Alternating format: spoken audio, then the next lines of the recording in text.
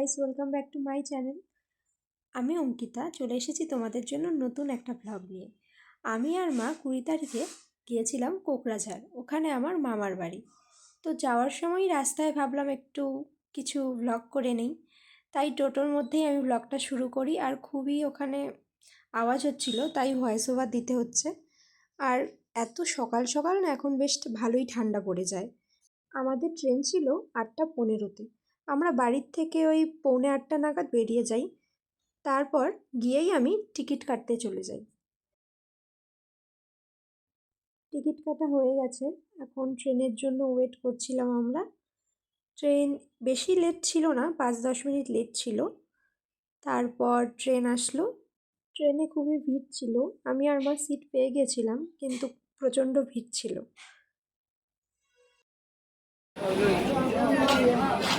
Train থেকে নেমেই দেখি ভাই দাঁড়িয়ে আছে। ওর একটু বাদে ট্রেন। আর দাদা কোনো কাজে পাশেই কোথাও গিয়েছিল, ও একটু বাদে এসেছে। আর ভাই তো ক্যামেরার সামনে থেকে শুধু পালিয়ে যাচ্ছিল। তারপর দাদাও আসলো। তো আমার মামাবাড়ি কোকরাঝাড়ে পৌঁছে গেছি। এদিকে ভাই গুয়াহাটি চলে যাচ্ছে, ওর খেলা আছে গুয়াহাটিতে।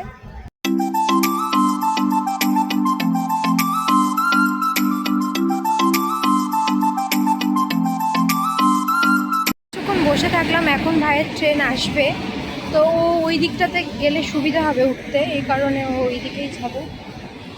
তো এখন আমরা চলে যাচ্ছি বাড়িতে।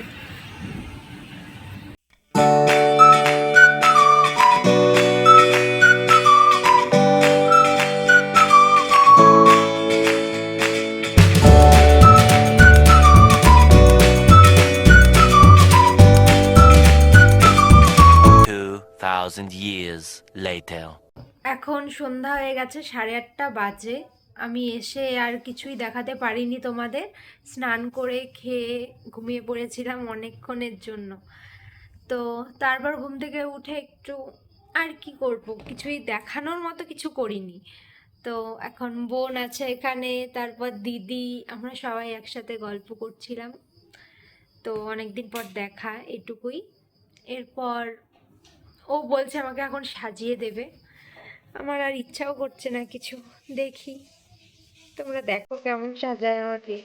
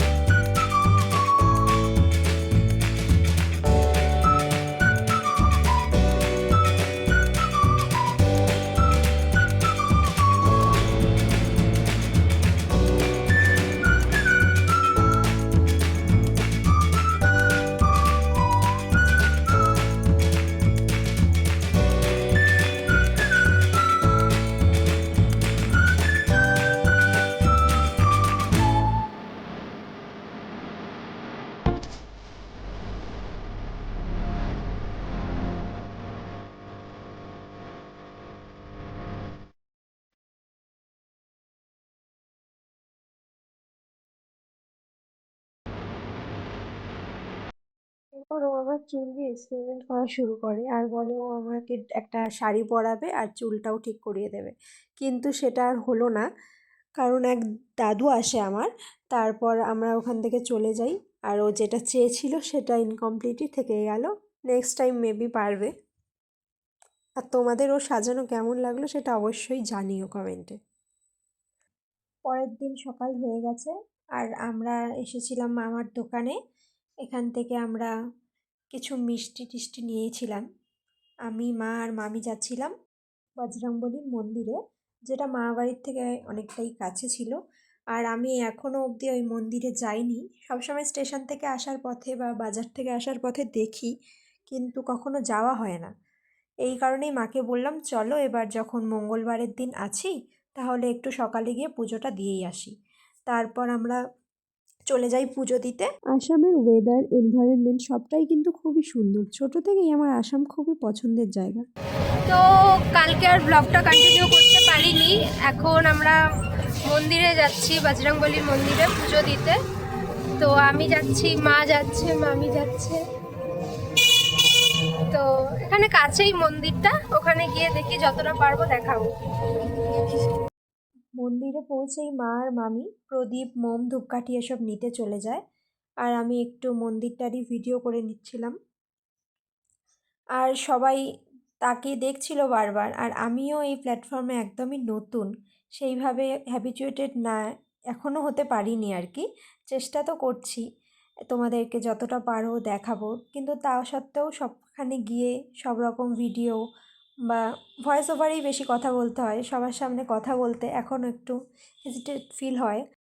এরপর মা আর মামি আসলো আর আমরা চলে যাই মন্দিরের ভিতরে। এখানে বজরংবলী ছাড়াও রাধাকৃষ্ণ, মহাদেব এইসব ঠাকুরও ছিল। আর রাধাকৃষ্ণটা আমার খুবই প্রিয়, আমি তো খুব খুশি হয়ে যাই। আর মূর্তিটা খুবই সুন্দর ছিল। আর এখানে না খুবই ভিড় হয়, কিন্তু আমাদের যেতে একটু লেট হয়ে গেছিলো।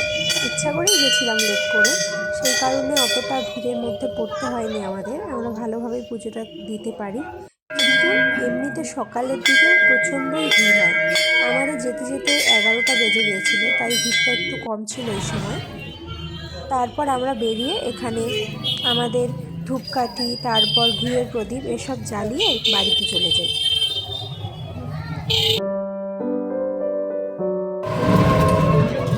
অ্যাজ ইউজুয়াল বাড়ি গিয়ে আর আমি ব্লগটা কন্টিনিউ করতে পারিনি।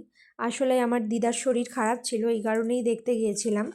আর ওখানে সবাই একসাথে ছিলাম, আর সবাই তো ক্যামেরা ফ্রেন্ডলি হয় না, তাই সবার কথার মাঝে হঠাৎ করে ক্যামেরা অন করে দেওয়াটাও উচিত না। 5 minutes later. এরপর বাড়িতে ফিরে আমরা এক জায়গায় যাই, আর ওখানে গিয়ে দেখো কার সাথে দেখা হয়ে গেছে আমার। বাচ্চাটা খুবই কিউট ছিল, ও আদর করলে খুবই খুশি হয়। আর এই মন্দিরটাতে মা বিয়ের আগে সব সময় আসতো পুজো দিতে। এরপর আমরা একটা অন্ধকার রাস্তা দিয়ে বাড়িতে চলে যাই, এটা শর্টকাট রাস্তা। আমরা কোথায় গেছিলাম সেটাই তো বলা হয়নি। আগের দিন রাতে যেই দাদু আসলো সেই দাদুর বাড়িতেই গিয়েছিলাম। দাদুর শরীর খুবই খারাপ, তাই দাদু অনেকবার রিকোয়েস্ট করেছিল আমাদের যেতে। তাই আমরা সেদিন দাদুর সাথে দেখা করতে গেছিলাম, কারণ তার পরের দিন আমাদের ট্রেন ছিল। এখানে আমি কিছু বলছিলামই তোমাদের, কিন্তু তাও ভয়েস ওভার দিতে হচ্ছে, কারণ এখানে আশেপাশে খুব সাউন্ড হচ্ছিল, সেটা আমি লক্ষ্য না করেই কথা বলছিলাম তোমাদের সাথে। নেক্সট দিন আমরা স্টেশনে যাওয়ার জন্য রওনা হয়ে গেছি। আর দেখো এখানে আকাশটা কি সুন্দর লাগছিল। আমি তো বারবার আকাশেরই ছবি ভিডিও নিয়ে যাচ্ছিলাম, এতটাই সুন্দর লাগছিল আকাশটা। তারপর আমি এখানে এসেও টিকিট কাটতে চলে যাই। আকাশটা কি লাগছে দেখো, আমি যে কত ফটো ভিডিওস নিয়েছি।